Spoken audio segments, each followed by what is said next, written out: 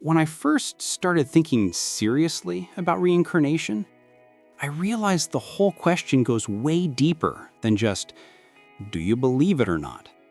What got me was how this idea keeps popping up in every culture, every century, like some ancient symbol we've all forgotten how to read. The more I sit with it, the clearer it becomes. Reincarnation isn't really about getting a new body next time. It's our way of trying to wrap our heads around what consciousness actually is. It still blows my mind that we 21st century people with the entire internet in our pockets just take consciousness for granted. We live inside it every day, but we rarely ask, what's it actually made of? Where does this feeling of me come from? Does it have edges? And when the body checks out, does that feeling just blink off like a light switch? Reincarnation, weirdly enough, gives us a different angle on those questions. Not a religious one, more like a thought experiment. Whenever I hear people arguing reincarnation is real versus it's nonsense, it feels like they're stuck in the same yes or no trap. But that's not what interests me.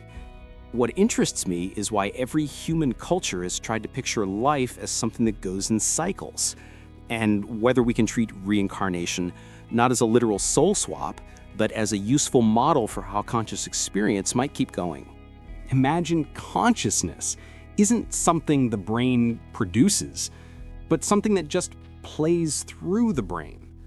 Like music isn't created by your speakers, it just comes out of them. If that's even a little bit true, then reincarnation stops sounding mystical and starts sounding more like a reasonable guess about how consciousness could keep existing, just changing the hardware it runs on, the same way energy changes form but never disappears. If life is just one long string of aware moments, why do we assume that string has to snap the second the body does? Maybe the personality, all the memories, habits, stories, does fall apart.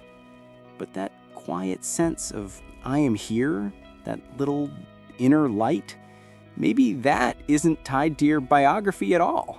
Once you look at reincarnation as just changing the shape of presence, everything gets more interesting. Think about it. Every night, we basically die a little when we fall asleep. And every morning, we wake up reborn. Every time we forget something big from childhood, a version of us disappears. We're already reincarnating hundreds of times inside one single lifetime. We just don't notice. I sometimes feel like we chase the reincarnation question not because we're scared of death, but because deep down we already sense there's more to us than this one personality. There's a depth that doesn't vanish when our mood changes or our beliefs flip completely. Science, of course, has zero hard proof, but science also loves good hypotheses. And one perfectly respectable hypothesis is that consciousness might be non-local, part of a bigger structure of reality. If that's the case, then reincarnation just becomes the question of how that bigger structure switches from one body channel to another. I love the information analogy. Information can't be destroyed. It only changes shape. If consciousness is a form of information, then it can migrate from one system to another. The body is just the temporary hard drive. Death is the moment the file gets copied somewhere else. But what exactly would move? The whole personality with all its baggage? I doubt it.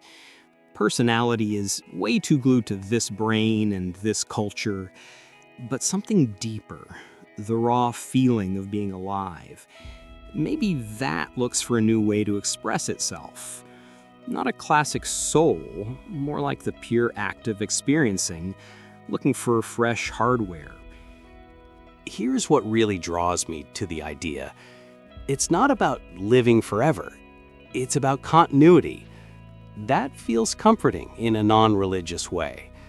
You're not just a lone blip in the void, you're part of a huge river of awareness flowing through billions of shapes. Sometimes I picture every life as one experiment in the universe's endless lab. Not literally, just as a model. Each lifetime explores one angle of existence. Joy, pain, curiosity, love. Even if we don't remember the previous runs, the learnings might stack up somewhere deeper in the very fabric of consciousness itself. That might explain soulmate vibes, instant connections, or déjà vu. Science calls those brain glitches, but if you put reincarnation glasses on, maybe we're picking up faint echoes of earlier configurations. Not memories of events, but memories of states of being. To me, reincarnation isn't about past or future lives. It's about widening how we see the present. Our personality is just a temporary mask worn by something much deeper. Even if classic reincarnation never happens, the idea alone helps us step outside the little me and see life as layered and connected. Here's the mind bender that really gets me. What if reincarnation doesn't happen in time at all? If consciousness isn't stuck to the timeline, maybe it expresses itself in different points of space-time at once. Then reincarnation isn't next life, it's different branch, happening parallel to this one. It's a bit like quantum superposition. Tons of possible states, but right now only one is lit up for you. Our feeling of being special and unique might just be the illusion of living in one branch. Thinking this way gives me a quiet kind of peace. If consciousness isn't locked to one body, the fear of death softens. Losing this me isn't total annihilation. It's just a wave sliding back into the ocean.